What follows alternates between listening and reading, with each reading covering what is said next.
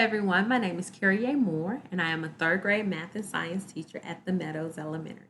The purpose of this video is to explain the third grade math culminating performance assessment and grading rubric. What is the culminating performance assessment? It is the final project for third grade math and students are expected to submit a project by May 18th. Performance assessments will be graded according to the grading rubric that is provided. What does the culminating performance assessment look like? Part 1 houses the instructions.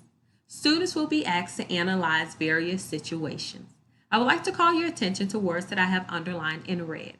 Precise mathematical language. We're looking for words such as cost, benefits, spending, income, and scarcity. Part 2 houses the rubric. The number corresponds to the possible points that your child could receive based upon their ability to demonstrate mathematical understanding and processes. Next to each situation that your child is expected to analyze, you will find a more thorough explanation of the possible points that your child could receive based upon their ability to demonstrate mathematical understanding and processes. Where's the performance assessment located? It is located on the student checklist. There is a direct link that you may click on that will take you to the culminating performance assessment for third grade math.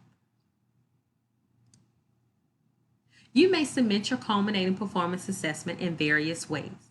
We have Google Classroom, Schoology, email, and Class Dojo.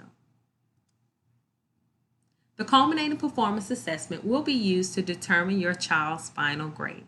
However, we want to support all of our scholars to earn a pass. If you have any questions in regards to the grading policy, please visit the Anytime Anywhere Learning website or you may contact your child's teacher.